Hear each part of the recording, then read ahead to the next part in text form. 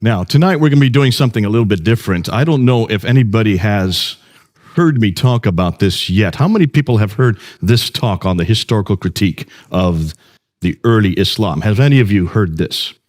Okay, a few of you. This is going to be new for most of you. It was new for me back in 1994. So I have been working with this material for over 100 years. Back in 1994, I was studying here at School of Oriental and African Studies. I thought I knew everything about Islam, and I was studying under the tutelage of Dr. Gerald Hotting. Dr. Gerald Hotting was head of department at that time in 1994 at SOAS. And he started introducing some new material that I'd never heard before, some new historical findings that were coming out that not only upset everything I had heard about Islam, but it upset the Muslims in the class as well. There were about 20 Muslims in the class of around 50. And within 2 weeks, all the Muslims had left except two. Many of them slamming the door as they left. They were so upset with what they were hearing. Now, some of that material I'm going to introduce tonight. You need to hear it. It's important. Because what I'm going to do tonight is what was done about really against our Bible, and legitimately so back in the 1800s, when people started asking the same questions about the Bible. Can we look and see whether or not these people called, well, Abraham, for instance, did he actually exist? Is there somebody, are there customs that we can look at? Are there things that actually place him in the 19th century or 1900 BC outside of the Bible that support what he said, what he did? The same thing with Moses, the same thing with David. Moses in 1400 BC, David in 1000 BC. And back in the 1800s, when these questions came up, the church wasn't ready for it. We had not really asked these questions, and shame on us for not doing so. And I think every religion that claims to be historical, as almost every religion does, every religion has historical characters that live in a place, doing certain events at a certain time. Names, dates, places, and events. Those are the four historical questions we should ask of every book, not just the Bible, the Upanishads, the Vedas, the Bhagavad Gita, the Book of Mormon, the Granth Sahib, all of these different books that are claimed to be religious books, and certainly of the Quran. So what we're going to do today is all these questions that have been asked of the Bible. In fact, it was the Bible that almost every one of these questions were first asked. No, it really didn't exist before the Bible. There was no historical criticism before biblical criticism was created. Historical criticism is biblical criticism, or you might say the other way around. Biblical criticism is historical criticism. Redacted criticism, source criticism, all these literary criticisms were all applied to the Bible first, and now for the first time, we're applying them to Islam. And this is what Gerald Hotting was introducing me back in 1994. So let's do that. Let's unpack it. And we're going to go through and start showing you what we're now finding. Now, what I'm going to say tonight, I may not say in a year from now. The reason why is because there is so much new material coming down the pike. Even when I gave this talk in California in 2013, there is much that I've now improved, many things that are moving on, because we're coming across so much material on Islam that we didn't know about even 2 years ago or 3 years ago. So let's open it up and let's talk about what we're talking about. Well, let's say the first thing that every Muslim will say is, and they all agree with this, is that Muhammad is the last and greatest prophet. I don't think there's any Muslim that would say any different other than maybe your liberal Muslims. They would also say the Quran was his revelation sent down only to him between 610 and 632. It's the final revelation. It's the greatest revelation. It's the seal of all revelations, like Muhammad is the seal of all prophets. He is the final prophet. Whether you are radical, whether you are nominal, maybe not the liberals. And many of the liberals are starting to question. In fact, many of the liberals here in Britain are starting to ask the questions I'm going to ask tonight. But certainly, 99% of Muslims around the world would all agree that Muhammad is the greatest prophet, the final prophet, and the Quran is the greatest revelation, the final revelation. Therefore, Islam is the final religion, based on Muhammad's life and sayings, the Sunnah, and on the Quran's teachings. Remember last week we talked about the whole paradigm that was introduced by Ibn Taymiyyah in the 1300s, that paradigm that suggested and also acclaimed to be a good Muslim, you must go back to the Quran, modeled by Muhammad, the book and the man, the book and the man, the book and the man, right? Remember that? I think I said it so many times it almost gone plastered on my lips. And you probably walked away thinking that's all I can talk about, the book and the man, the book and the man. Because we start from the same paradigm, the book and the man. It's just another book, another man. So what I want to do today is I want to look at the man. Let's look at that man. Next week, we're going to look at the book. I'm going to start with the man. I'm going to start with Muhammad. I'm going to start with his biography. And then next week, we're going to unpack the Quran, which gets even better. All right? And to do that, let's see, of course, why am I doing that? Is because these are the foundations of Islam. It is the Quran that is the book. It is Muhammad that is the man. So let's investigate both Muhammad and the Quran. Now, what's the classical account? This is the account that you've all heard. This is what you're taught in every school. This is still what is being taught in every university. It's still being taught in most every corner of the world. This is the classical account that you've only, and this is one you'll agree with. You've never heard any other story. You've all been told that Muhammad was born in 570. Has anybody heard any different? No. There's no reason not to hear any different, because that's all that we've ever heard. We also have been told that in 610, he went away from Mecca, he went to the Hira cave, which he would go there quite often to meditate, and there in the middle of while he was meditating, suddenly an angel appeared to him, Jibril, and says, Akra, that means recite. His response was, Ma Akra, I cannot recite, because he could not read or write. So the angel squeezed him, then said a second time, Akra. And his response was, Ma'akara, I cannot read or write. And he was squeezed a second time. This happened 3 times. Finally, the angel let him go, and he ran back to Mecca, went to Khadija, his only wife at that time. Khadija was the woman that was very wealthy. She had her own caravans. She employed Muhammad as her caravan leader. She married him. And she had a little test for him when he came back. She asked him to first sit on one leg and asked him, was this an angel that talked to you? He said, yes. She asked him to sit on the other leg and said, are you sure this was an angel that talked to you? He said, yes. She finally disrobed in front of him and then asked the 3rd time, were you sure that this was an angel? And he said, yes. After that, she knew he was telling the truth because no angel would ever be in her presence disrobed.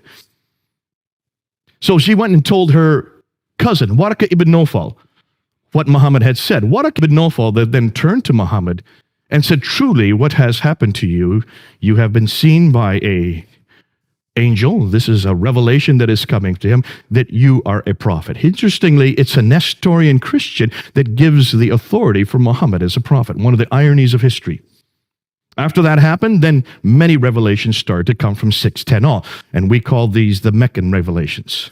Up from 610 to 622, he started receiving these revelations that are in the second part of the book, the latter part of the Quran. In 621, he woke up in the middle of the night, and he was told by the angel to get on the back of a winged horse called the Burak, which flew him up to Jerusalem. And there, at the rock, where the dome is now built, the Dome of the Rock, at that rock he then ascended to 7 heavens, met Allah. Allah said to pray 50 times a day. So he came down to the 5th heaven, met Moses, and asked him how many times he'd ask you to pray. He said 50. That's way too many. Go back up and see if you can get it down. So he goes back up to Allah and gets it down to 45. He comes in down to the 5th heaven, and Moses, see if you can get it down more. And so he bounced back and forth between the 7th and the 5th heaven, bringing it down from 45 to 40 to 35, down to 15, 10, and finally 5 prayers. Once he got it to 5 prayers, then Moses says, fine, go on back down to earth, which he did, which is one of the another ironies of history, that the reason why Muslims pray 5 times a day is because of Moses. Isn't that fascinating? And this all happened in 621. Am I changing the story, or have you all heard this story? So far, I've kept exactly to what every Muslim will tell you. In 622, then, he then moves from Mecca up to Medina. This is called the Hijrah, the Exodus. And he moves, some of the traditions say there were 80 of his followers, others say there were 200. Nonetheless, he had a small group of men and women that he moved with, called the Hijrah. He moves up to Medina, and then the reason why he goes to Medina is because the Ansar, the natives of Medina, they were having problems with the Jews who controlled all the commerce. They needed someone who was neutral to arbitrate between them, and so that's why they brought Muhammad up. He was neutral. So he was there as an arbiter between the Ansar, the Arabs, and the Jews. Now, that arbitration happened for about 2 years. That continued for 2 years, from 622 to 624. It didn't work, because after 624, then, that arbitration broke down. He still continued to receive revelations, and these revelations continued from 622 to 632, the last 10 years of his life. Once these arbitrations broke down, once the Jews no longer accepted him as a prophet, he no longer accepted them. And that's where the problems began between Muhammad and the Jews. And we talked about that last week, so I don't need to go through that. You know what I'm talking about.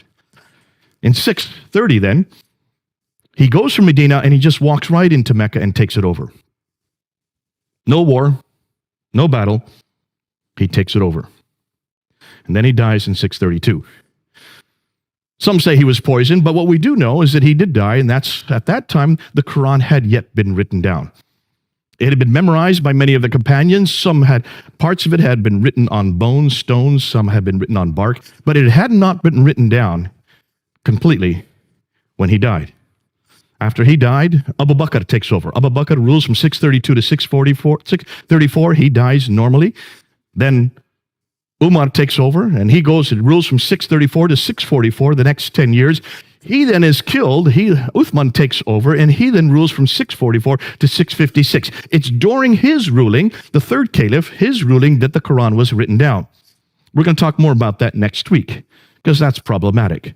650 to 652 is when the Quran was finally written down, roughly 18 to 20 years after Muhammad's death. This is what the classical account says. This is what I've been taught. This is what you've been taught. This is the only story you're going to hear. And then Uthman is killed, and Ali, the adopted son of Muhammad, then takes over, and he is considered to be the legitimate heir because he is adopted by Muhammad. Muhammad didn't have any heirs. He had 2 sons, but they died in childbirth. He had 4 daughters, but they could not be his heirs. And that's why Ali had to be his heir. Ali then takes over, and then he is killed at the Battle of Siffin in 661. Now, that is the story you've all heard. Have any of you heard any other story? No, I don't hear and see any hands. For a very good reason. There is no other narrative. That's the only narrative we're given.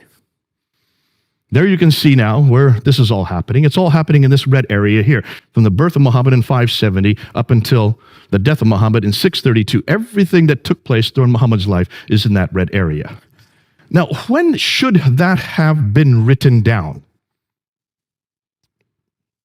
You would like to think it was written down, everything I've just told you, should have been written down while Muhammad was still living, or immediately afterwards, right? You would like to think so. It would make sense, because we're not talking about a time when people could not read or write. People could read or write.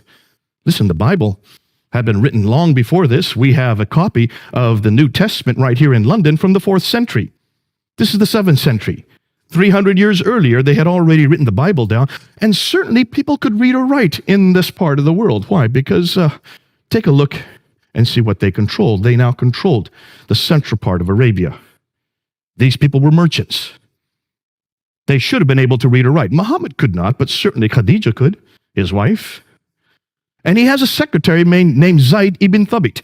Zayd ibn Thabit is his secretary. What do secretaries do? They write, don't they? By definition, he should have been able to read or write. So you would have hoped that someone could have written down all the story that I'm just telling you about in this period, or immediately after here. When do you think this story that I've just told you was written down? It wasn't written in that period at all. It wasn't written in the 7th century at all. Not even the same century that Muhammad lived. In fact, it first get written down by this man here, Ibn Ishaq, in 765. Muhammad died in 632. But we don't have any of his material. We're dependent on this man here, Ibn Hisham, to know about what Muhammad did. We have nothing before Ibn Hisham. And look at the date when he died, 833. 632, Muhammad dies. We have no biography of Muhammad until 833. That's 200 years later. Here you can just this is my own little timeline that I put in my own hand. So basically what we're saying is, everything we know about Muhammad, about what he did, doesn't get written down till over here, 200 years later. What about his sayings? Al-Bukhari is the one that first writes down his sayings.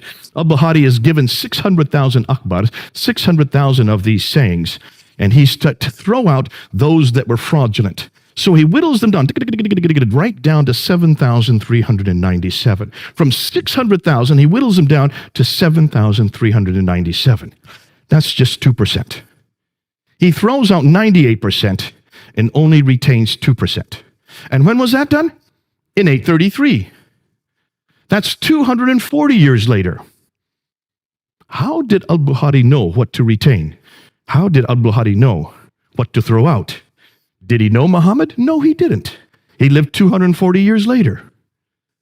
Did he live in that area? No, he didn't. He lived hundreds of miles away and hundreds of years later. So why did it take them 240 years to write down what Muhammad said? What about the tafsir, which would be the commentaries on the Quran, which is what Muslims must need in order to know how to interpret the Quran? You have many, many tafsir. You have al-Tabari. In fact, al-Tabari is the first to write down a tafsir. Take a look at his date. 923. That's the 10th century. 300 years later, because Muhammad died in 632. It takes him 300 years to write the first commentaries on the Quran down. And the histories, the Tahriq, which are all the histories of mankind leading up to Muhammad, they're first written down by al-Tabari in 923. Again, the 10th century. Now, there are many that write after al-Tabari. There's Baidawi, Zamakhshari, Suyuti. The names go on and on, but they all come after 923. Nothing before 923. So basically what we're saying is everything we know about Muhammad, everything we know about his life, everything we know about how the Quran was put together, everything we know about what he said that happened in this period here does not get written down till this period, 200 to 300 years later. Does that bother any of you? Please say yes. It should bother all of you. Why? Well, can you imagine if we were to apply the same criteria to Jesus? Now, when did Jesus die? We know he died in about 33 AD. Did people write down what he did? Yes, they did. Almost immediately, didn't they? You have Matthew, Mark, Luke, and John, who wrote down the biography of Jesus. That would be the Sirah of Jesus, the Siratu of Yesu, or Isa. So you have the biographies written down. We know that Matthew, Mark, and Luke were written by between 48 and 64 AD. So within 30 to 40 years, you already have 3 biographies of Jesus. John would have been written later. That's about 60 years later. But 2 of those biographers actually knew Jesus. John and Matthew lived with him for 3 years. They saw everything he did. They heard everything he said. So they wrote down what they saw and they wrote down what they heard. We don't just have 1 biography, we have 4 biographies. 2 of them written by eyewitnesses, and the other 2 who got them from the eyewitnesses. 40 to 60 years after Christ's death. What about the tafsir of Jesus? That would be the commentaries. Well, the tafsir of Jesus would be the letters of Paul. He was the one that actually commented on what Jesus did. What Jesus did, he showed how to apply what Jesus did in Ephesus, in Philippi, in Corinth. Those are the commentaries on Jesus' life. And Paul was beginning to write down within 15 years of Jesus' death. Not 300 years, but within 15 years, Paul was writing down these tafsir of Jesus. Do you see the parallels? What about the Tahriq, the histories of the early church? The book of Acts, written by Luke. And we know the book of Acts had to be written between 52 and 62 AD. Jesus died in 33 AD. So within 20 to 30 years, you have the Acts of the Apostles written. Which means everything we know about Jesus is written down within 15 to 60 years while the eyewitnesses were still living. John was still living. He was the last to write something down. Whereas everything we know about Muhammad is written 200 to 300 years after the fact. Ooh, my, look at the differences. If we were dependent on what we know of Jesus concerning what Muslims are dependent on, that means, let me just go back. That means we would not know anything about Jesus until the 3rd century. How could we defend him? How could we even know what he did or said if nothing began to appear until the 3rd century? That's why I love my Bible. And that's why I love the person of Jesus Christ. That's why I can trust what I know about him, because they were written down so early. And you might say, hold on a minute, the first century, that's so early. Could people read or write? Listen, these were fishermen. How did they know how to read or write? Well, Matthew wasn't a fisherman. He knew how to read or write. And John used a scribe to write for him. Luke certainly was a doctor. He knew how to read or write. And Mark knew how to read or write. Of course they knew how to read or write. And Paul, goodness sakes, he was one of the most intelligent men of his day. Of course he knew how to read or write. So why could not the Muslims? Where were their Pauls, Luke's, John's, and Paul's? Sorry, I just said Paul. Matthew's and Mark's. Where are their readers and writers? Why could they not do the same thing in the 7th century or the 8th century? Why do we have to wait to the 9th century to have anything written down? Can you see why now historians are starting to look at the Quran, are starting to look at Islam, are starting to look at Muhammad with a completely new eye? And this is what they're asking. Islam as we know it did not exist in the 7th century, but evolved over a period of 200 to 300 years. The Quran probably was not revealed to one man in a 22-year period, like the classical account says, but likely evolved over a period of 50 to 100 years. We're going to deal with that one next week. Let's talk about the first one. Did not exist in the 7th century, but evolved over the period of 200 to 300 years. The conclusion they're coming to is the history of Islam, at least from the time of the Caliph al-Malik, and we're going to talk about more later tonight, and before, is a later fabrication. Now, that's a huge amount to say, and you're probably, if there's any Muslims in the audience, they would get very angry with me for saying that. But let me just show you what we're doing and what we're saying. Here's the questions. This is their concerns. If so much of the history of early Islam was written down so late, why did it take so long to write it down? Were these people illiterate? I hear that all the time whenever I ask my Muslim friends this. They were illiterate. I said, hold on a minute. No, they weren't illiterate.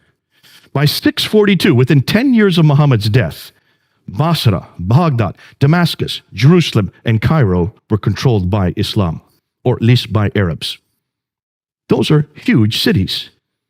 These had lots of libraries. They could read and write for hundreds of years, thousands of years in these cities. Please don't say no one knew how to read and write in those cities. By 685, by the time al-Malik comes to power, all of North Africa, all the way from Spain in the west, in the other direction, all the way to India in the east, that whole swath of land was under their control. Are you telling me that from Spain to India, nobody could read or write? Not one person? No, of course they could read or write. In fact, they tell me, we're going to find out next week, that the Quran was written down by Zayd ibn Thabit in 632 to 634. Within 2 years of Muhammad's death, the Quran was first written down by a man named Zayd ibn Thabit, who was the scribe of Muhammad, the secretary of Muhammad. His whole job was to read and write. So where did the 9th century biographers get their material from? And since we don't have anything before the 9th century, can we trust it? Since it's so late, shouldn't we go back to the period these events took place? Shouldn't we go back to the 7th century and see what we find? And that's, as a historian, is what we need to do. Let's go back and see what we can find in the 7th century. And that's what now a whole slew of historians have begun to do, especially here in Britain. This is coming out of Europe more so than America. And this is why I heard nothing about this when I was in America. I only started hearing this in 1994. And that's why we've been working with this now for the last 20 years. And the people I'm going to go to are these scholars. Dr. John Wansborough, head of department at School of Oriental and African Studies here in the University of London, wrote 2 books, Quranic Studies and Sectarian Milieu, in 1977 and 1978. And it's those 2 books that broke open this whole question. And he asked some very simple questions. Questions that should have been asked hundreds of years ago. If when you look at the Quran, take a look at all the stories in the Quran, they just don't make sense for a 7th century environment. They make much more sense once the Muslims or the Arabs had moved out into the diaspora, where they would have come across these stories. Because these stories, actually, we know where the stories come from.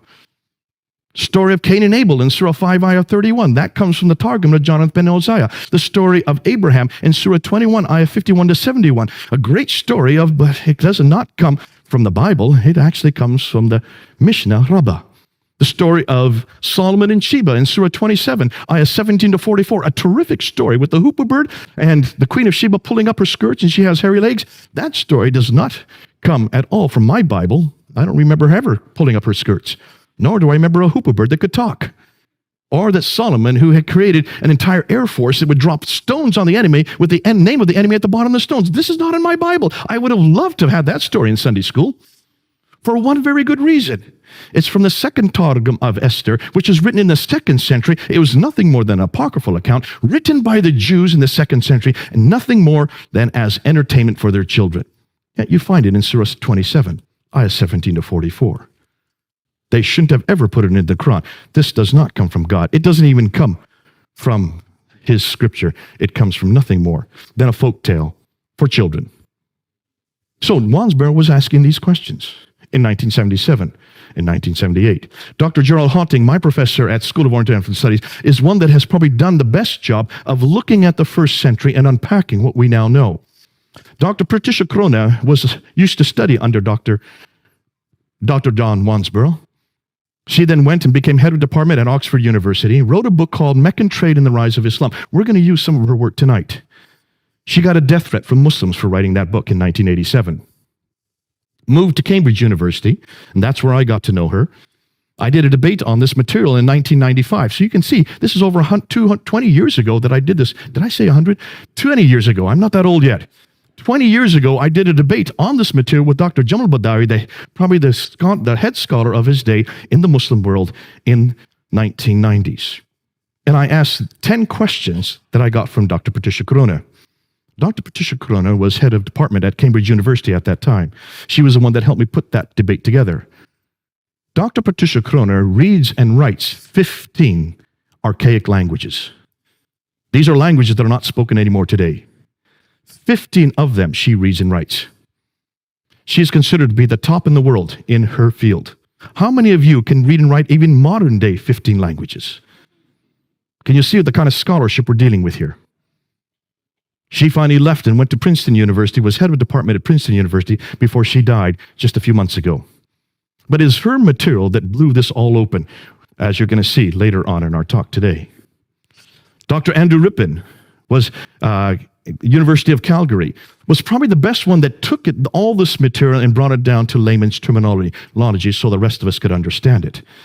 Dr. Robert Hoyland, head of department when I knew him at Oxford University, does the best job of taking all the extra Quranic and extra Arabic material and puts it together and says, what kind of people are we talking about? What kind of places are we talking about in the 7th century? He reads and writes 18 languages.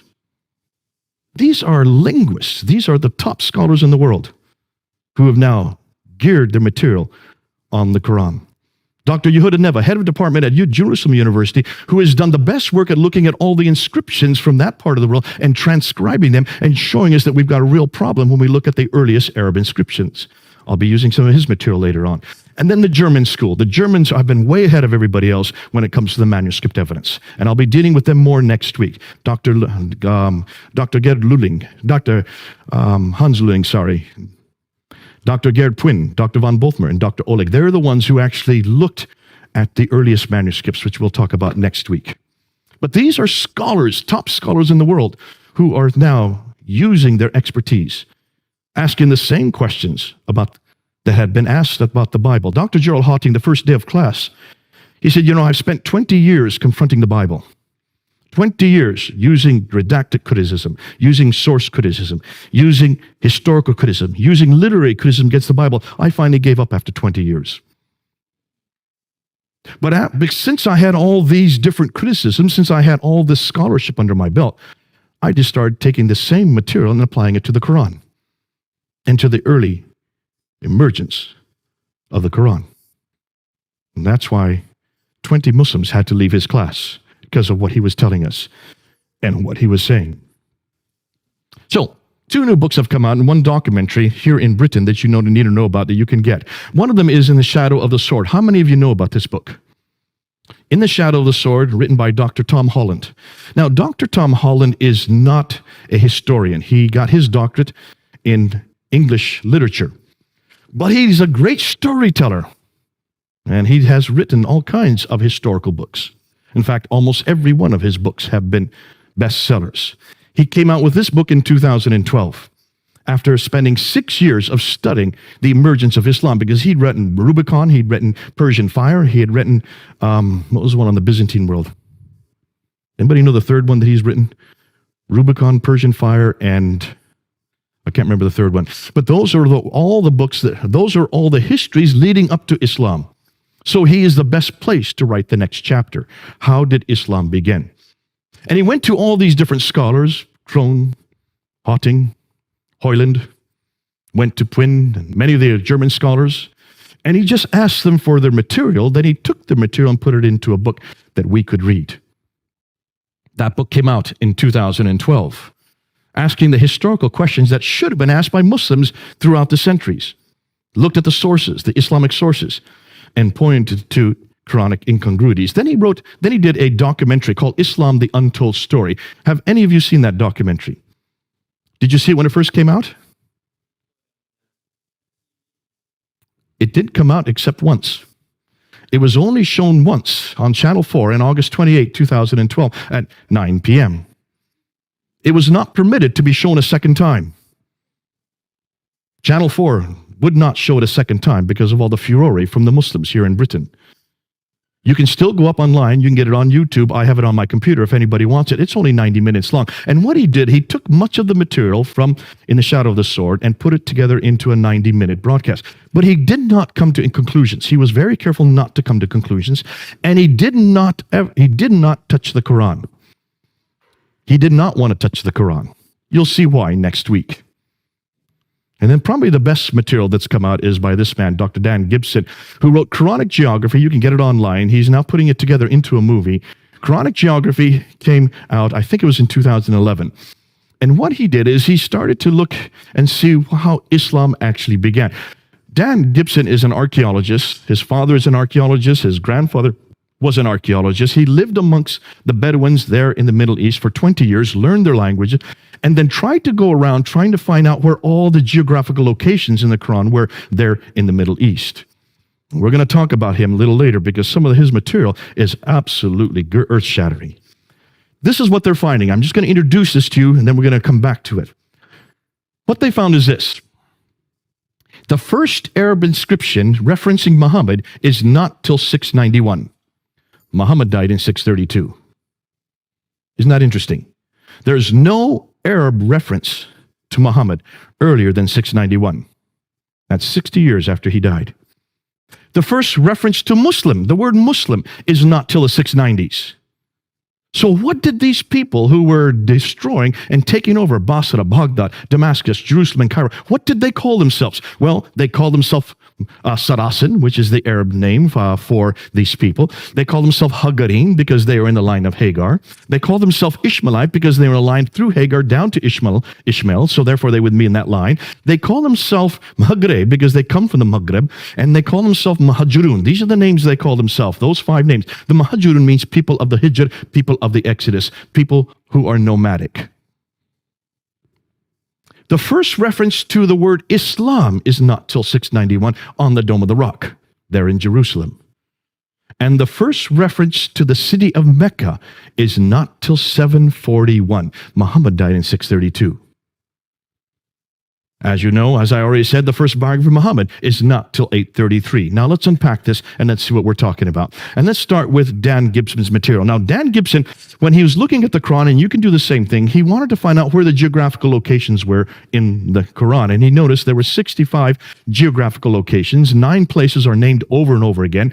And the names that come up over and over again are these people from Ad. 23 times it talks about this prophet who has contact and has a relationship with these people from Ad. It doesn't mention who this prophet is. It just says the prophet, the messenger, the prophet, from the place of the prophet, from the place of the messenger. It doesn't refer to where he lives. Isn't that curious? In fact, you're not going to find reference to Muhammad. Oh, you will. There, in all the many, many references to Muhammad, take a look, you'll see they are all in parentheses, which means they've had to been put in at a later date. Muhammad's name is, in Arabic is only found 4 times. 3 times in one surah alone. 4 times. How many times is Jesus found in the Quran? Try 93. So this messenger has contact with these people from Ad 23 times. 24 times he has contact with these people from Thamud. And 7 times for these people from Midian. Ad, Thamud, Midian, where are they? Well, they're not around Mecca. They're way up here. 600 miles further north. But here's Mecca way down here. If he's living in Mecca, how come he's having these contacts, daily contacts with people that are 600 miles away? Put that under your hat and hold it a minute. Let's talk about Mecca. See, what we now know about Mecca, it's only referenced once in the entire Quran, and it talks about the valley of Mecca in Surah 48, Ayah 24. That's it. No other time does it talk about this place. Well, what do we know about Mecca? Well, we know that there's also reference to Bakka. We don't know if that is Mecca. We know that if you look at the traditions and you add them with the Quranic material, we do know right there that it's in a valley. We know that there's a parallel valley where the Mecca is. We know that it has a stream going through it, that it has a pillar of salt outside of it, because when this prophet goes past in the morning, he passes the pillar of salt. That's the wife of Lot. And when he comes in the evening, he passes that same pillar of salt. More than that, we know that there are fields, clay, grass, trees, loam, and olive trees. That's curious. And that there are mountains overlooking the Kaaba. Now take a look at every one of these references. None of these fit Mecca. Mecca is not in a valley. There is no parallel valley. There is no stream going through it. It only has one well, the Zamzam well. It could not have accommodated any caravans. It does not have tree, fields, clay, glass, or any suggestion of any olive trees, because olive trees only exist in the Mediterranean, 600 miles further north. There are no olive trees at all in the Arab Peninsula. So, all of these geographical references make no sense for Mecca. Now, according to Islam, Mecca is probably the oldest city in the world, because according to Surah 7, Ayah 24, when Adam and Eve, when they were up in the Garden of Eden, which is up in space, when they were thrown out of that garden, they were thrown down to earth. According to the traditions, it was Mecca that they were thrown down to. So it would be the earliest sanctuary for all of mankind. We also know in Surah 21 that Abraham is in Mecca. He is there, and he goes into the Kaaba, and he destroys the idols. That's in Surah 21. So in 1900 BC, Mecca should have existed if Abraham's there, right? We also know from all the traditions that Mecca was the center of trade, north, south, east, and west. That's why it became rich. That's why Muhammad was there. He was a trader. So, it's the mother of all settlements, according to Surah 692, Surah 42, Ayah 5. Adam and Eve came from there. Abraham came from there. Muhammad was born there. And it's also where the Qibla, the direction of prayer, every mosque should be facing Mecca. Correct? From 624 on, it should be the case, because we do know, according to Surah 2, Ayah 145 to 149, that Muhammad, when he moved to Medina in 622, he redirected the Qibla back up to Jerusalem so that it could accommodate the Jews. After 624, the Jews would not accept him as a prophet, so suddenly he gets a new revelation in Surah 2 to redirect the Qibla back down to Mecca. So from 624 on, every mosque should be facing Mecca, right? You getting that? Because there were no mosques before 624. He hadn't yet left Medina and Mecca. Yet we can only find one reference to Mecca in the Quran. That's in Surah 48, Ayah 24. Now, take a look at this Byzantine map of the trade route from the 7th century. What's missing? Can you find Mecca? This is a copy of a Byzantine map from the 7th century. Mecca isn't there. This is where Mecca should be, right here. It's not on the map. Here's a map of trade routes from the 7th century. These are Arab trade routes. These are not Byzantine trade routes. These are Arab trade routes. Where's Mecca? It's right where that question mark should be. When we look at the earliest maps, we can't find Mecca on any of the maps. This is the map that Patricia Corona looked at, and this is the one that got her curious. She was shown this map. This is a map that's not from the 7th century. It's a map that was made today in the 20th century, redacted back to the 7th century to show you what the place looked like. And when she looked at this map, she noticed that all the trade would have come from here in India and China further away. They couldn't go that way because of the Hindu Kush and the Himalayas. So all the trade used to come across the Arabian Sea over here into the Persian Gulf and used to go that direction up to the Mediterranean world. Are you following me there?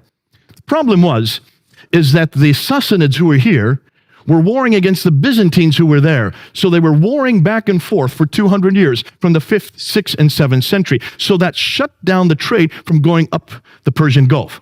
They had to redirect the trade from India across the Arabian Sea down to here in Aden. And that's where they took off all the trade. They took it off the boat there, and they went 1,250 miles, following that green line all the way up to Gaza in the north. That's a pretty good theory. That's called the trade route theory. Montgomery Watt was the one that came up with that theory. The Muslims love it, and they've grabbed onto it, and they're still using it today. Dr. Patricia Crone looked at this map. She says, hold on a minute, you've got a problem there. Let's see if any of you can find that problem. My 10-year-old son found it within 2 minutes. I'm not going to give you 2 minutes. Can any of you see a problem with that theory right there by looking at that map? No? No one's going to try? Should I give you a hint? Water. That's a pretty big hint. Go ahead, sir.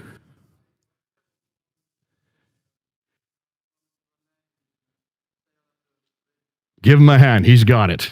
You're as good as my 10-year-old son. That's true. If you're on boat here and you're coming across the Arabian Sea, why would you take off all the goods here? Dr. Patricia Crone found that if you go only 50 miles by land, it would cost the same amount if you went 1,250 miles by sea. You've got a sea right up here. Why didn't they continue on sea? That didn't make any sense. So she decided to go back and check this out. Now remember, she reads and writes 15 languages. So she went back to the original sources of all the trade documents. She went to the 1st, 2nd, 3rd, 4th, 5th, 6th. She went to all the centuries leading up until the 7th century, read their trading documents, looked at them in the original language, and she noticed that all the trade coming from India and China, all of it came right across the sea and went right up the Red Sea. And the Arabs had nothing to do with the trade because they did not like boats. They were camel herders. They liked the desert. That's why you don't have any ports along here. There was only one port that she could find. All the ports were on this side in Africa, and the people that controlled the trade were from this area, from Eritrea. It was Agilus. The name Agilus comes up over and over in all the documents. The trading documents that she found over here had Eritrean names or Ethiopian names, African names. They were the traders, which makes a lot of sense once you look at the map. Then she noticed something else. See if you can see this. I don't know if it's hard for you to see because it's so far away, but take a look at there. Here's the trade route, the line, the green line. It comes up to Taif. This is the Western Plateau, all the way up. And then from here in Taif, it goes off the plateau down to Mecca. There's Mecca. It's not on the plateau. It's about 1,000 meters off the plateau. They would have to go down to Mecca to go to a place that had no water, then come back up 1,000 meters to get up to Yathrib up here. Why had no one noticed that before? This is nothing new. It's been around for hundreds of years. Why did no one notice that Mecca's not on the trade route? It would have made no sense to be on the trade route. Why? Because it's too far down. It had no water. When you go from Sana'a, from Aden here, up to Najran and Sana'a, up to Taif, then you go straight up to Yathrib, Khaybar, Tabuk, and then on up to Gaza. Why had no one noticed this before? So she decided to look and see what was it that made Mecca, if it had anything that made it rich. She was told, according to the trade route theory, that it had 15 spices, and that's why it became rich. So she wrote her book, and she decided to do research on all 15 spices. If you read her book, Meccan Trade and the Rise of Islam, she takes a spice per chapter, or a chapter per spice. And she found that none of the spices, except for 2, even came from Arabia. They either came from India and China, or they came from Africa. The only 2 spices that came from Arabia were frankincense and myrrh. And they came from the southern part, the Hadramat, this part here, which is Yemen and Oman today. Nothing about any spice from this part of the world. The only trade she could find that were going up the Western Plateau was milk and leather. You cannot create an entire empire made out of milk and leather. Now, when she came out with this book, it blew open everything we knew about Mecca. She decided, well, let's find out what people knew about Mecca.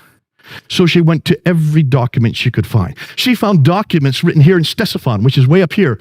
That is Baghdad, right up there. It's called Ctesiphon. That's the old name. They had come down here to Yathrib to find, and they came across silver. They had silver mines all over Yathrib. That's not too far from Mecca. Yathrib is what is Medina today. She looked at their documents. No reference to any place called Mecca.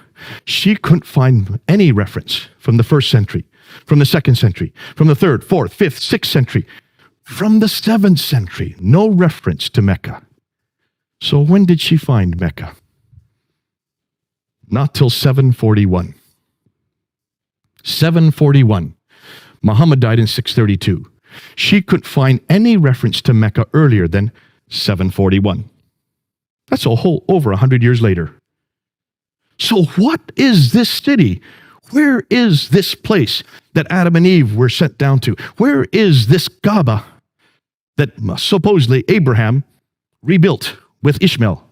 In fact, she found out, not just she, Hitti found this out, in almost every one of those oases, in Najran, in Sana, in Taif, in Yathrib, in Tabuk, in Khaybar, all of these oases had Kaabas. It was quite normal to have a Kaaba.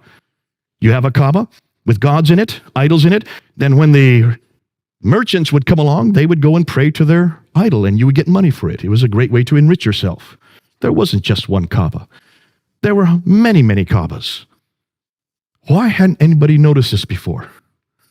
Well, take a look at modern Mecca today. Maybe you've seen this picture. Look what they're doing to Mecca. They now have the 3rd tallest building in the world in Mecca. This big clock tower. That clock tower now, that face is 45 feet across. It's the largest clock in the world. Has 4 faces. It's the 3rd highest building in the world. That was made by the Germans. They modeled it after Big Ben. That's Big Ben there. They have the same model.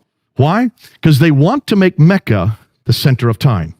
They wanted all of us to now move to Mecca mean time and get rid of Greenwich mean time. Have you heard this? That's why they built that clock tower. But they're not stopping there. Look what else they're building. This is the future of what Mecca is going to look like. These are their diagrams. There are 2 different plans, either this plan, which is circular, or that plan, which completely eradicates. And take a look what it's eradicating. There are the building cranes going on right now. Here is Muhammad's house, where he grew up, where he was born. They're now destroying his house. Here is Khadija's house, where his wife grew up. They're now destroying her house. Why are they destroying these houses? And why are they cementing it all up?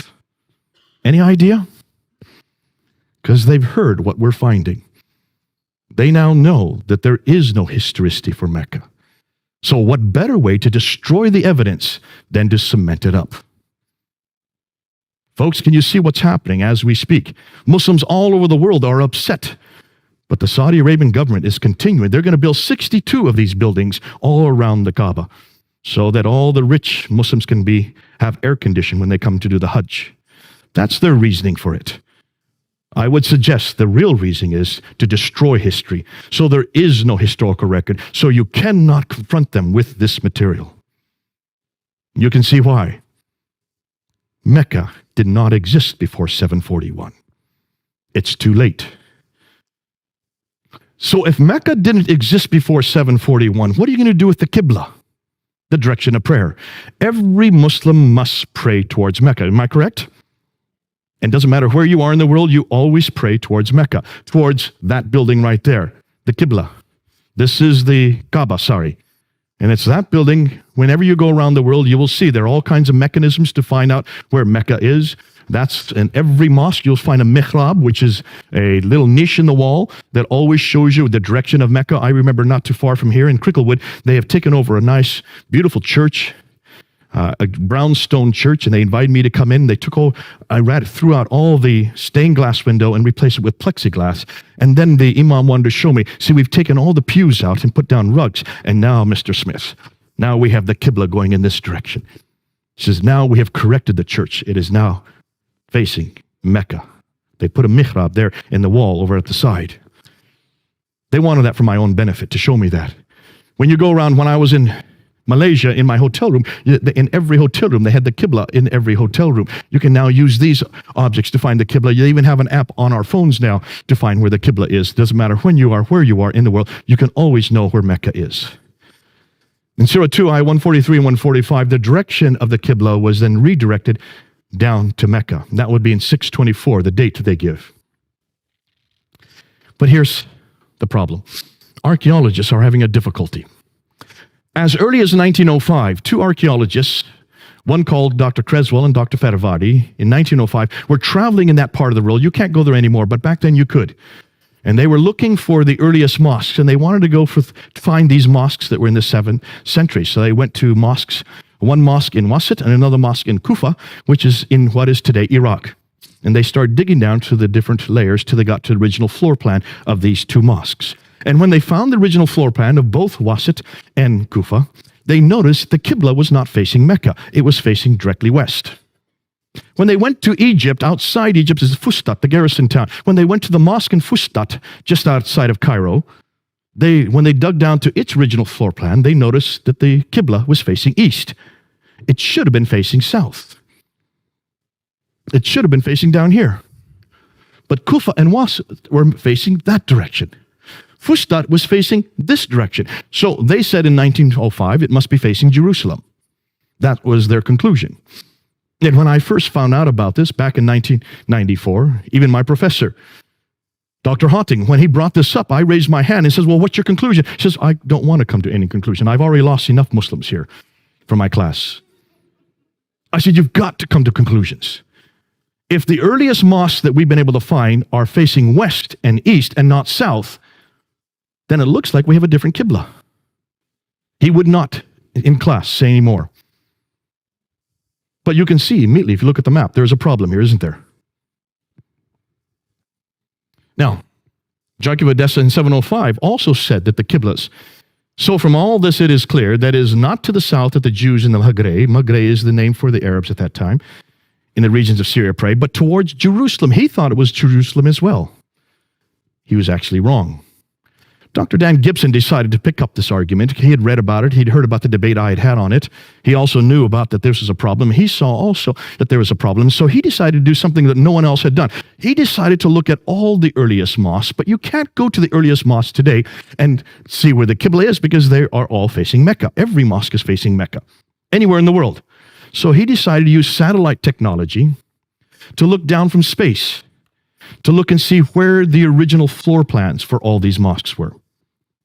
And guess what he found? I wanted to mention the three books that Tom Holland had written. It's Rubicon, it's Persian Fire, and Millennium. That's the one I had forgotten. Millennium. So those three are all bestsellers. And those are the ones that gave him the platform to then go on and do In the Shadow of the Sword, because they all talk about the Roman world, the Byzantine world, and the Persian world, all of which ceased to exist in the 7th century. What took over? Islam took over, so he was the best qualified. Let's go back now to Dan Gibson, and let's talk about what he found. Remember, he goes and he wants to find out where all of these mosques were facing, using satellite technology, looking down on each of the mosques. This is what he found. When he looked at the great mosque in Guangzhou in China in 630, it's facing Petra, not Mecca. When he looked at the great Humayma Mosque, southwestern Jordan, the Qibla is facing Petra. It should be facing Mecca. The older mosque that was rebuilt then, he noticed there, the floor plan, finally was. The newer mosque, sorry. The great mosque at Baalbek in Lebanon, it's facing Petra. It should be facing Mecca.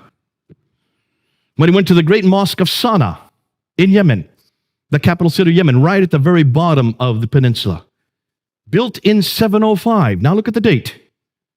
All the Qiblas were supposed to be canonized in 624. So every mosque after 624 should be facing Mecca.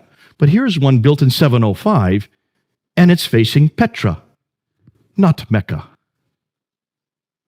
This is an interesting one. This is in Jerusalem. Now you have the Dome of the Rock right here. That's the beautiful Dome of the Rock. Here you have the Al-Aqsa Mosque here. The Dome of the Rock is built in 691. The Al-Aqsa Mosque is built in 709.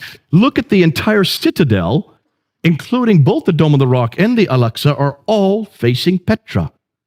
691, 709. The entire citadel is facing Petra, the third most holy shrine in Islam. The Damascus Mosque, built in 709, it's facing Petra. It should be facing Mecca. The Anjar Mosque in Lebanon, look at the date, 714. It's facing Petra. It should be facing Mecca. The Mosque of Umar in Basra, now we're in Syria, 720. We're almost 100 years later. If the Qibla had its canonization in 624, this is 720. Almost 100 years later, it's still facing Petra, not Mecca. It's not till 727 that they finally found a mosque in Pakistan, Banbor in Pakistan, facing Mecca instead of Petra. This is over 100 years later. But then in 728, here you find a Qibla in the Qasr al-Khayr al-Sharqi in Syria. It's not facing Petra or Mecca. Looks like they're a little confused on this one. Now here's what's interesting. Take a look at this mosque from Amman in Jordan. This is the older mosque built in 700. It's facing Petra. They then rebuilt another mosque behind it and above it in 740. It now is facing Mecca the right way. So what happened between 700 and 740? That's the question we need to ask. The Mushata Mosque in Amman. Now we're in 743. It's back to Petra again. This is 120 years later. The Rabat. Now, when we get to North Africa, they don't seem to know where to face. Because in Tunisia, here's a fortress in Susa, Tunisia. In 770, it's not facing Petra or Mecca. It's facing directly south. They're a little confused in North Africa. The same way in Spain. Take a look at Spain. There's Petra, there's Mecca. It's facing quickly south. Obviously, there's something that we need to find out about North Africa and Spain as to why they're completely miscued. The great mosque in Karaoun in Tunisia in 870. Now we're into the 9th century. See, these are much later mosques. In the 9th century, there seems to be some type of confusion here because they're not facing Petra or Mecca. It's facing straight south again, much like you found in other North Africa. But take a look at these were up until 725, excuse me. Up until 725, every Qibla was facing Petra. And what's interesting is they were all uniformly facing Petra. I've heard Muslims try to say, well, they didn't know their direction at that time. Listen, these were camel herders. They went through the deserts. There were no roads in the deserts.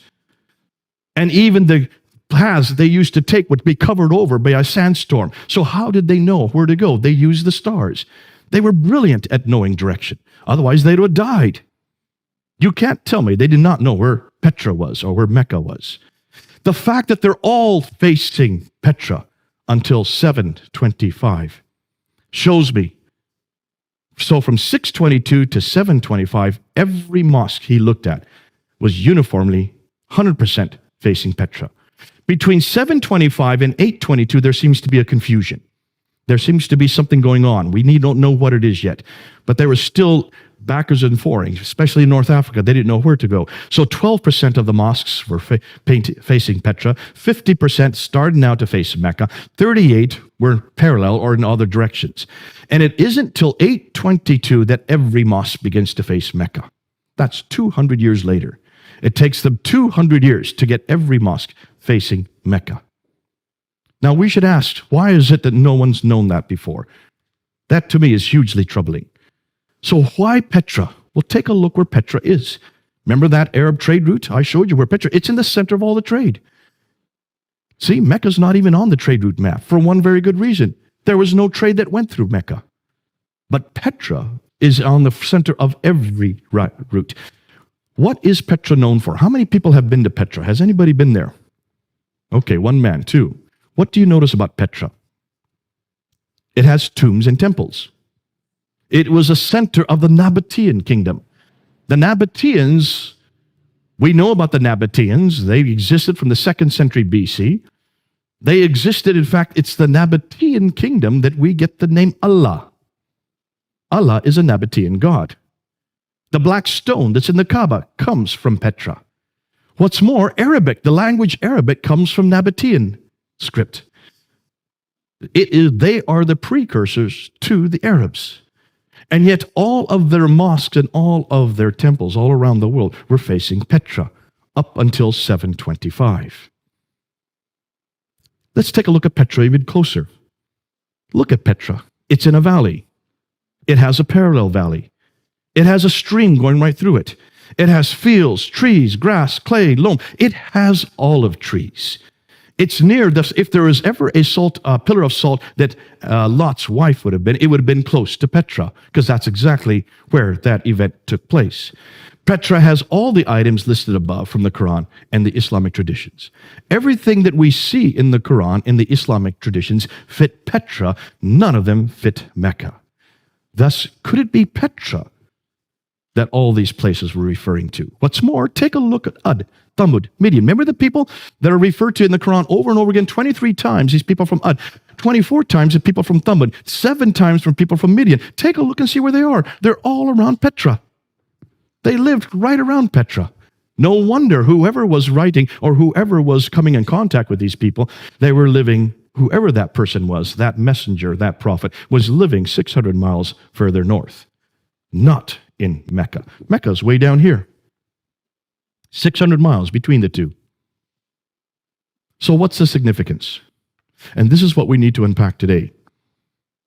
We don't know anything about Muhammad at all in the 7th century. Now, we do know from outside sources. We do have this from extra Quranic sources. We do have references to Muhammad. The Doctrina Iacobi, which is right here in the British Library, written in 634, refers to him by name. But it doesn't say where he's from. It doesn't say what he does. It just warns people, be careful of this man Muhammad.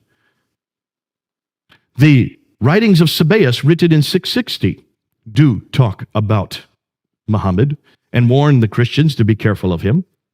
But it doesn't place him in any place, nor does it give him much significance, other than the fact that he was a man who did an awful lot of warring. What's interesting is the earliest documents we can find from within Arab sources, from within Muslim sources, the Maghazi documents, which are the earliest part of the Siratul Rasulullah, written by Ibn Hisham in 833. The earliest documents that Ibn Hisham was dependent on are the Maghazi documents. The Maghazi documents means raids. He was a raider. That's what he did. Now can you understand that even his biography from 624 to 632 are about raid after raid after raid after raid. He was involved in 29 raids himself, and he planned another 39 according to his own traditions. That fits the man that we're talking about. It fits the historical character. But nowhere does it say that we can find of these raids being way down in Mecca. It looks like they must have been much further north. His biography doesn't even appear till the 9th century. His city doesn't appear till the 8th century, 741. Thus, much of what we know of Muhammad is written down hundreds of years later and hundreds of miles away. It looks like he is nothing more than a later redaction, possibly al-Malik, putting back onto a historical character that which the man who put back didn't never know.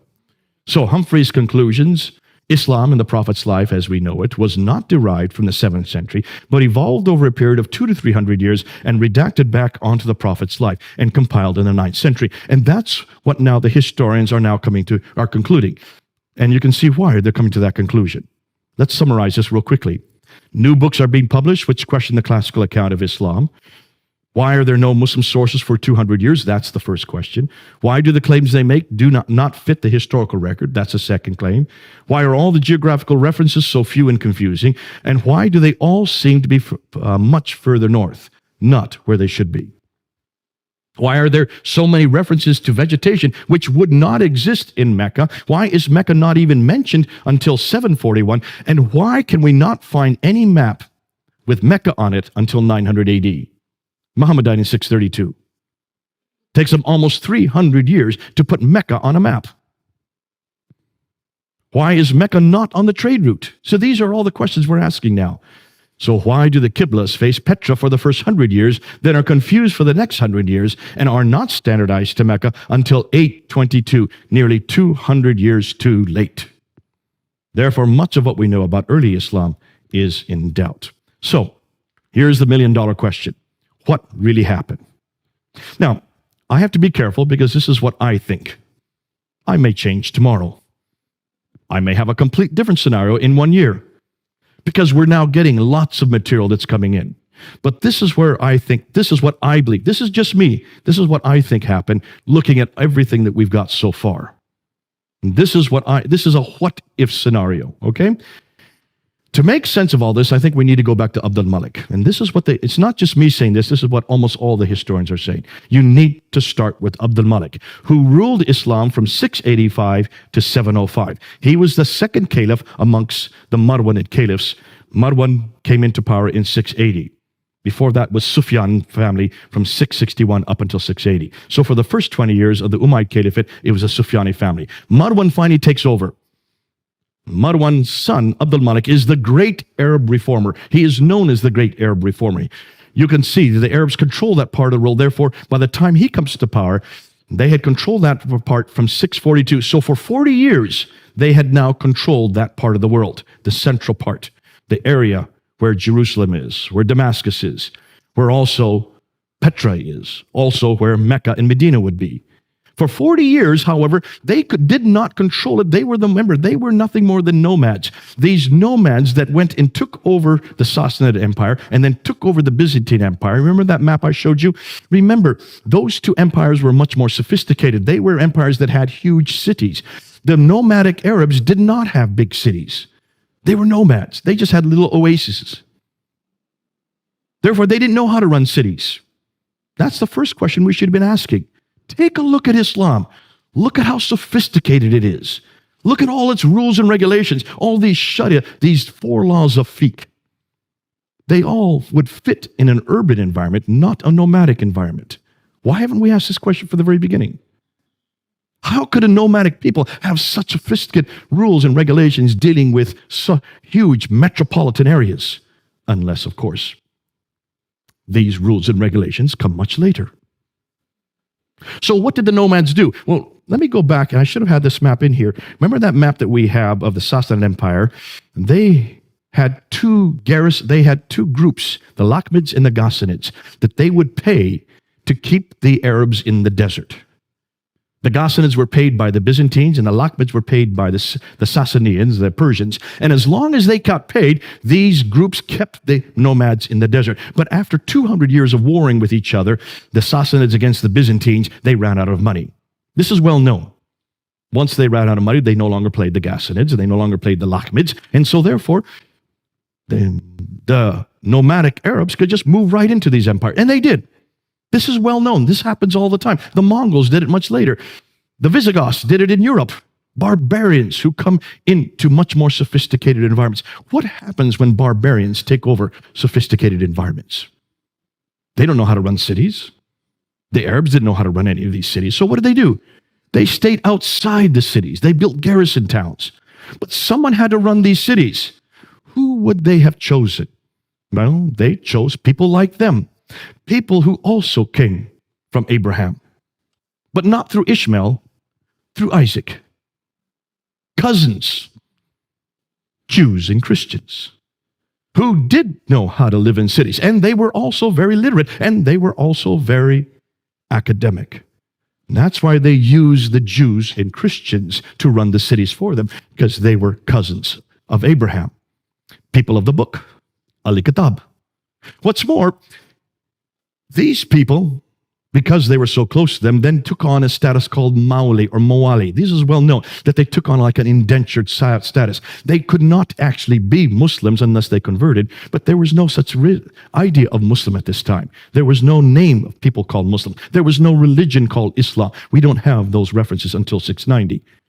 So for 40 years, these Arabs were dependent on the Jews and Christians to run everything for them. Now, what happens after 40 years? You can see the problem. By the time al-Malik comes to power, he realizes that there is no Arab identity. He needed an Arab identity. You want to create your own identity.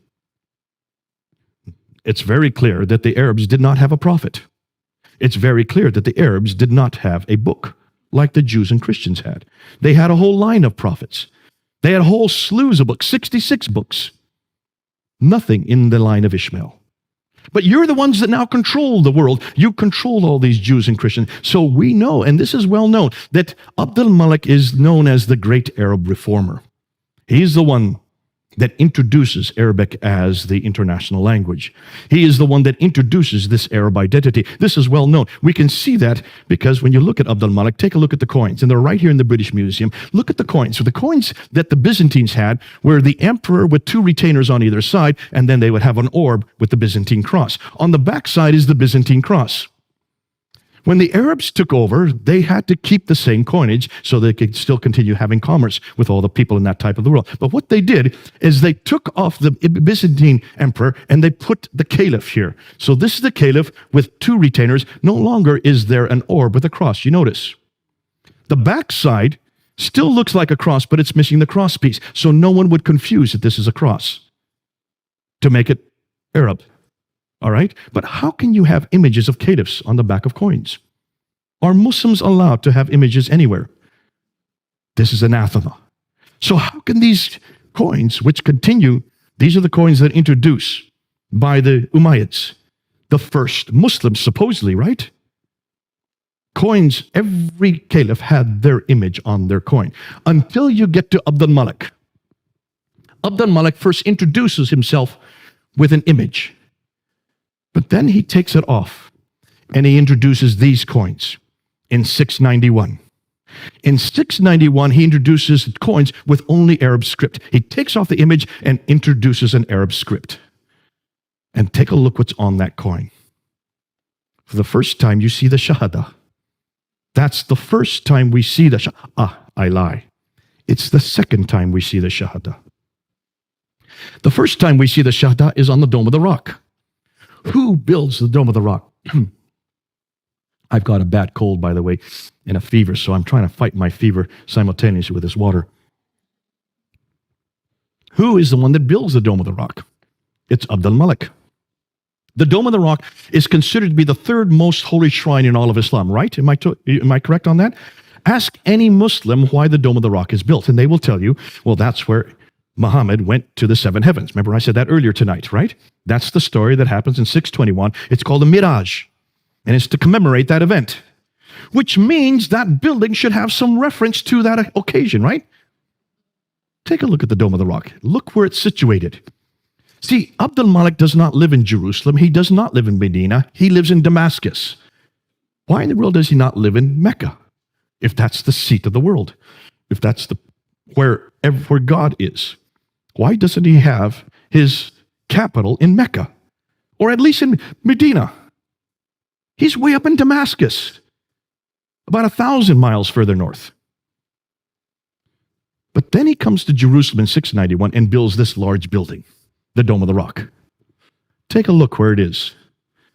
Here is the Church of the Sepulchre, which is the center of Christianity at that time.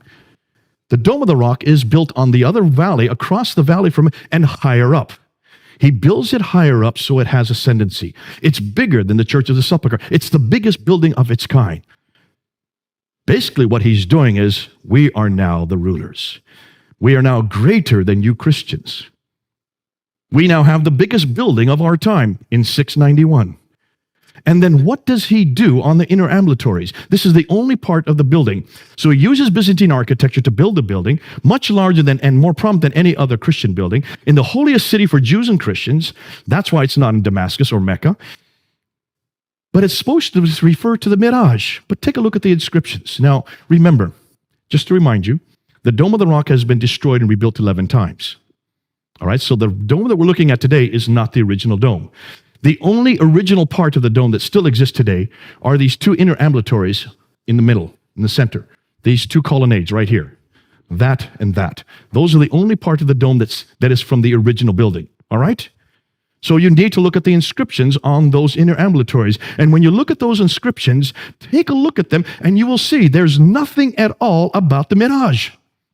There's nothing at all about Muhammad going up to the seven heavens, coming back down to heavens, meeting Moses and going back and forth between Allah and Moses, or 50 prayers. Yet that's why Muslims tell us the building was built. So what's on those inscriptions? Well, take a look. Surah 1112. There is no God but God. He is one. He has no associate. Who's that against? Jesus. Say, he is God, the one, God, the eternal beside of all. He begetteth not, nor was begotten. Who is that against? Jesus, the begotten Son. And there is none comparable unto him. Muhammad is the messenger of God.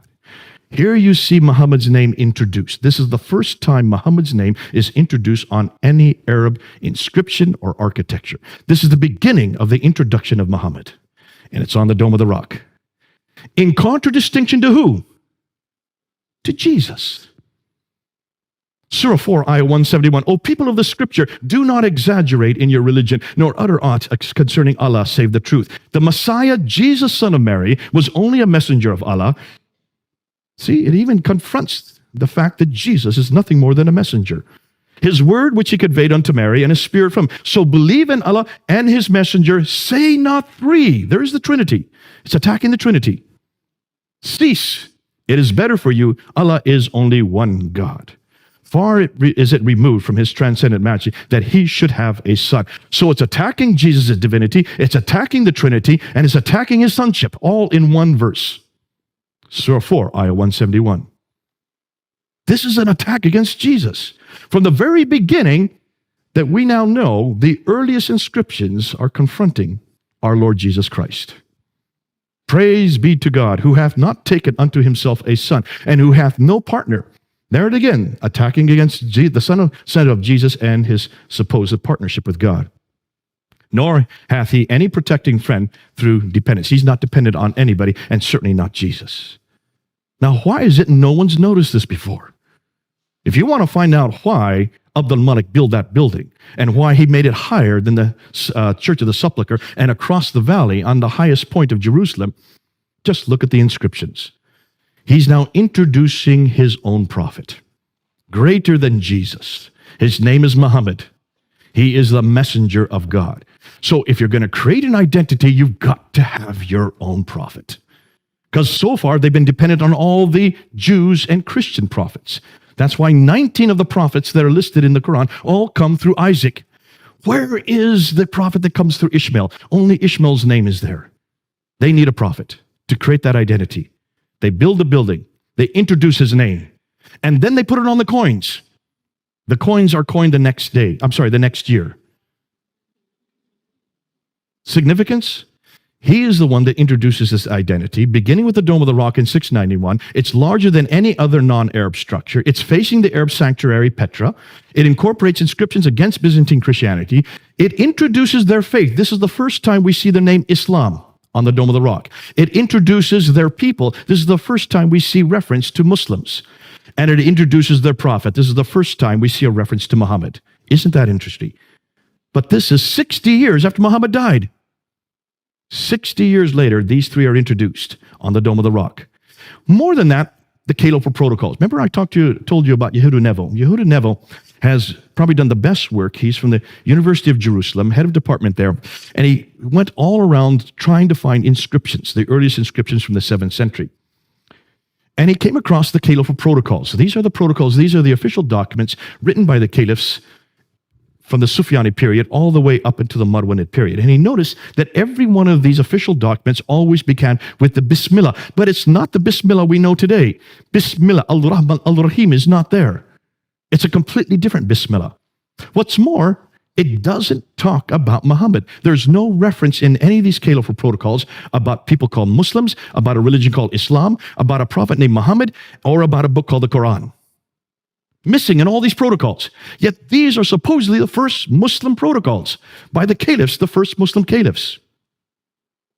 This continues right up until al-Malik. And then he comes across al-Malik's protocols. And then he noticed in 691, almost overnight, Muhammad's name is introduced. It happens overnight. His name is introduced, the Quran is introduced, the name Muslim is introduced, and so is the name Islam. This is all introduced overnight in 691 and in 692. And from that time on, every protocol starts with the Bismillah and the Shahada, that there is only one God but God, and Muhammad is his prophet. What's interesting, the earliest Shahada that he came across says there is only one God but God, and he has no partners. Now hold on a minute. That's not in the Shahada today. So even the earliest Shahada was an attack against Jesus Christ, the partner, supposedly, of God. Then he mints coins in 692, and that's where he takes off his image and introduces the Shahada on those coins that I showed earlier. So, what's the possible scenario that we're coming up to? Once he introduces Muhammad, he then needs a revelation. See, every prophet has to have a book, has to have a revelation. And that's why the earliest Quranic texts are on the Dome of the Rock. That's the first time we see Quranic texts. It's on the Dome of the Rock. But it does not equate with the Quran that we have today. We'll talk more about that next week. The earliest Quranic manuscripts begin to appear during his reign and his son al-Walid. You don't know what I'm talking about. You have to wait till next week. We're going to show you the dates of the earliest manuscripts next week. None of them are complete, nor do they parallel today's Quran completely. They continue to be changed and corrected up until the 9th century. Now, this is all new to you. You have to come back next week and we'll show you what we're talking about. The sanctuary Petra is then destroyed in an earthquake in 713. What happens whenever a sanctuary is destroyed? Well, as the people know, whenever their sanctuary is destroyed, that means God no longer has favor with that sanctuary. You've got to change your sanctuary, because this is God's way of saying, this no longer is my sanctuary. Because earthquakes always come from God back then. So where are you going to change it to? Well, you're going to go back to where the Marwanids came from. The Marwanid family comes from the Hijaz, from Central Arabia. So they then bring it down and they introduce it in Mecca. That's why Mecca was chosen. But see, Mecca doesn't make sense. Let me tell you why. Take a look at Mecca today. What do they do in Mecca? Well, they go around that Kaaba 7 times. Well, who does that? Where does the number 7 come from? It comes from the Bible, right? Then they run back and forth between 2 pillars, the Marwa and the Safa hills. What's that got to do with God? Why do they run back and forth? Muslims will tell you that's because that was Hagar who had Ishmael. She was looking for water. She went back and forth, back and forth. She didn't find any water. So why celebrate something that doesn't make any sense? She never succeeded in anything. Why celebrate it? Then they go outside and they do a sacrifice. They come back to where the Jamarats are. The Jamarats, those pillars. And they throw 7 stones or 49 stones or 72 stones. Multiplicity of 7. There's the perfect number again. Ask any Muslim why they throw those stones. And they'll tell you because that's the devil. But there are 3 of them. There's not 3 devils. So where do these 3 come from? Ooh, I love that. I think we know where they come from. Alat, al-Manat, and al-Uzza. In Surah 53, ayah 19 and 20. These are the goddesses. These are the goddesses of Alat and Allah. See, Allah is a Nabatean name. Alat is the feminine form of Allah. The Nabateans believed in Allah as their God. The wife of Allah is Alat. So Allah has a wife and a daughter named al-Manat. Ooh, I love this. But every Muslim tells me that Allah is one. Surah 4, ayah 171 that I just read to you is God is one, say not 3, and God has no son. Surah 6, ayah 101 and ayah 102 says that God has no wife, right?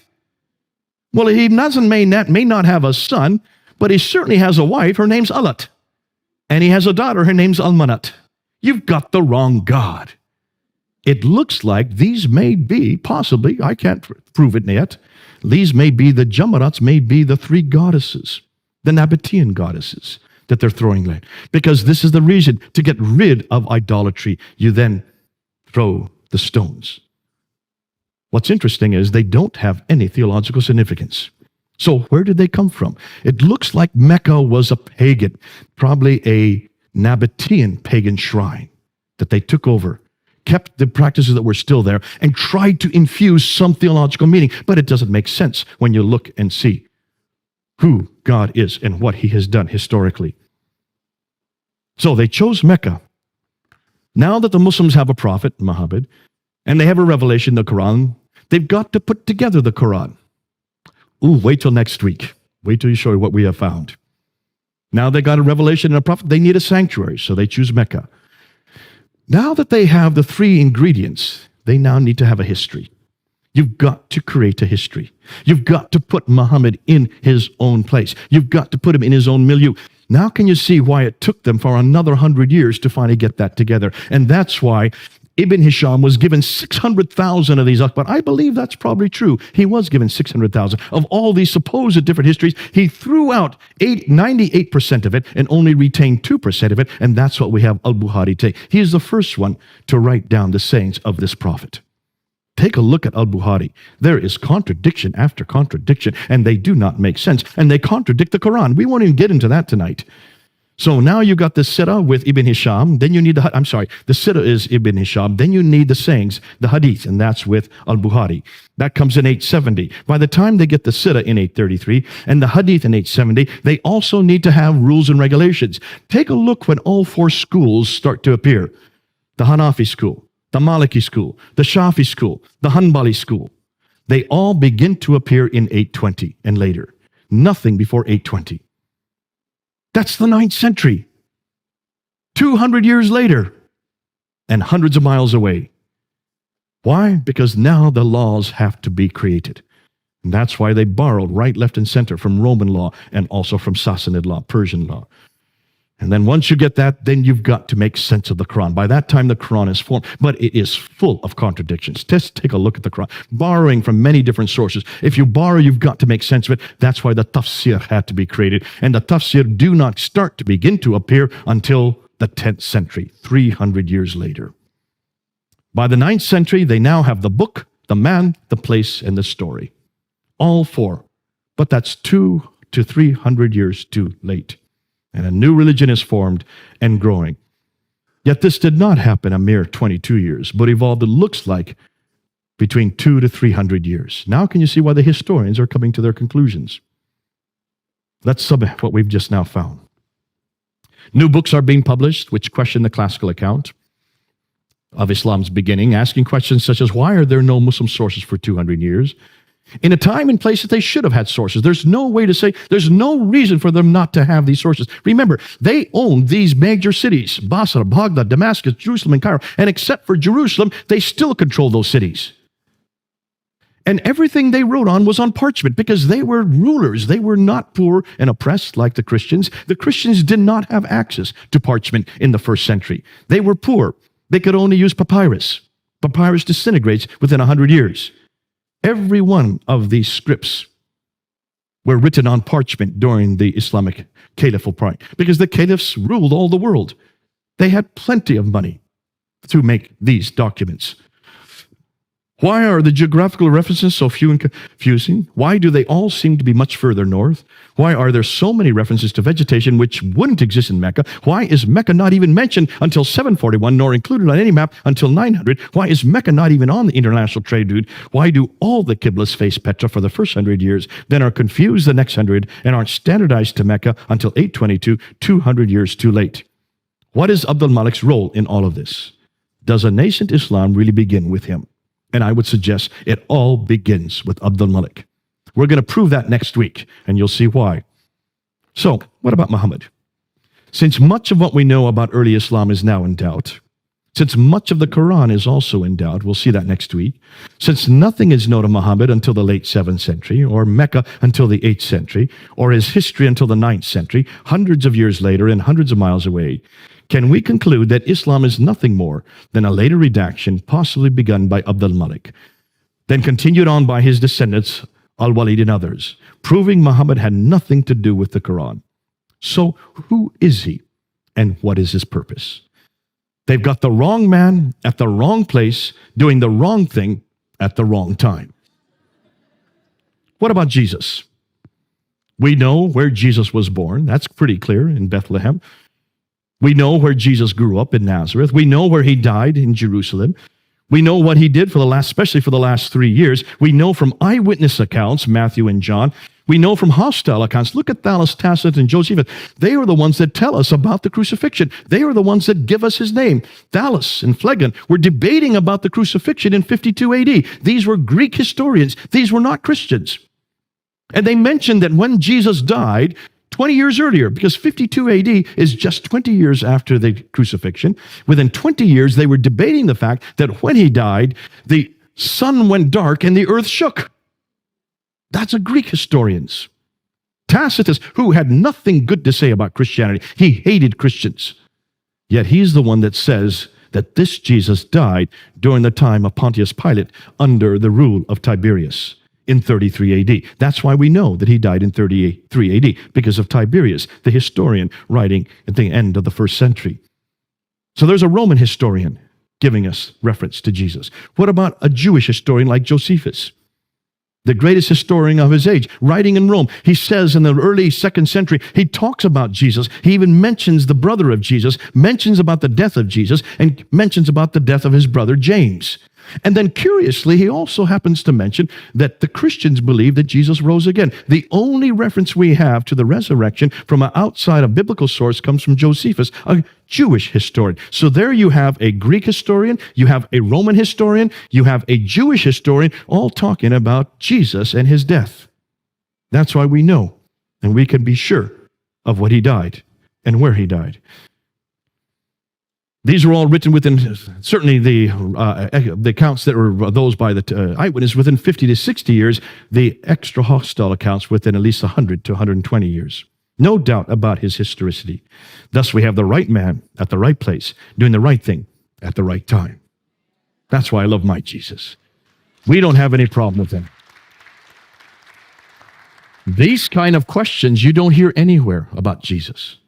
No one suggests he didn't live or suggests that he didn't die. Now, there's some, the Muslims don't believe he died, but where do they get their reference from? From the Quran. One verse, Surah 4, Ayah 157. Surah 19, Ayah 33 completely confronts it, contradicts it. Surah 3, Ayah 55 also contradicts, but no, they go with Surah 4, 157. Even the Quran is not sure if he died. Many Muslims today don't know who died. They know someone died. They all agree that, but they think maybe someone else was given his image and he was put on Jesus' place and he went up on the cross. Can you imagine someone getting the image of Jesus and not saying anything about it? Don't you think the man on the cross would have said something? I would have. You've got the wrong guy. More than that, you mean John didn't know Jesus, didn't know the man on his cross? He'd been with him for 3 years. He was his favorite disciple. What about Mary? She knew her own son. Would not a mother who'd known her son for 33 years not have known if that was her son on the cross? And why did the man on the cross not even intimate that he shouldn't have been there? Look and see what he says. Is there any doubt that he knew what he was doing? There on the cross, Father, forgive them, for they know not what they do. That's my Jesus. Oh, I love the historicity of Jesus. You look and see who Jesus is in his historicity. N.T. Wright mentions that when you look at Jesus and compare him, if you take a look at Jesus, you need to find out what happened historically in the first century to see if we've got him placed right. And he says, take a look and see what Josephus says that are the 3 major debates that are happening there in Judaism in the first century. He says the debate was on the church,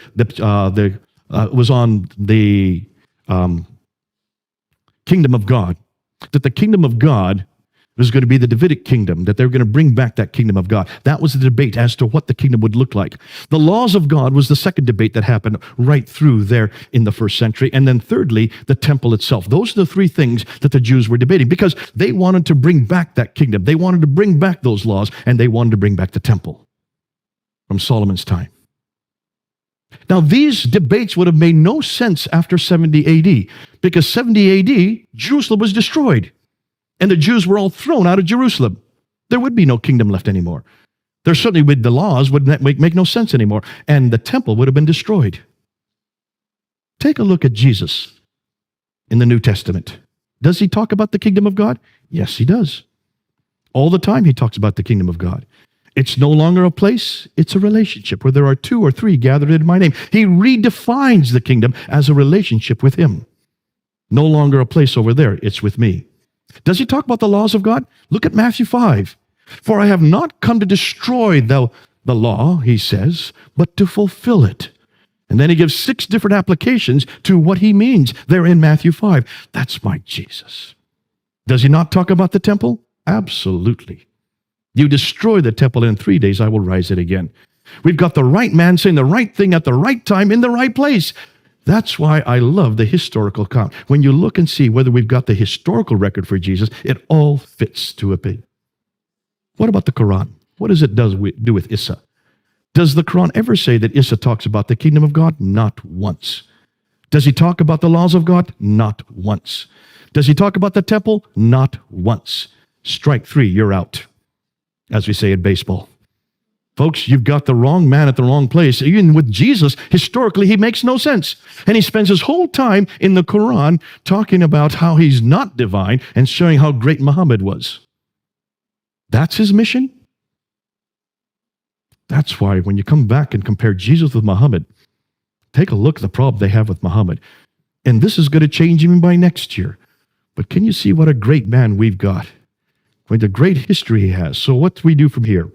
Well, the historians have set the stage, we move it on. The questions they ask, we now research and expand. We must confront Islam's historical foundations. We must challenge Muhammad and the Quran. We must demand the same of our Bible and Jesus Christ. We must bring both into the public sphere and then let people come to their own conclusions. Why? Because similar historical questions have already been asked of Christianity, and every one of them has been answered. We need to bring our friends home, folks. Not to Muhammad, but back to Jesus. Not to the Quran, but back to the Bible. Not to Islam, but back to Christianity. Do you all agree?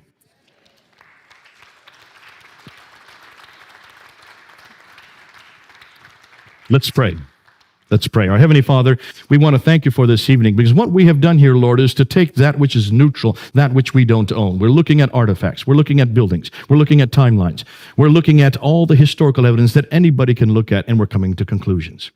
And the conclusions we're coming to, Lord, do not fit Islam well.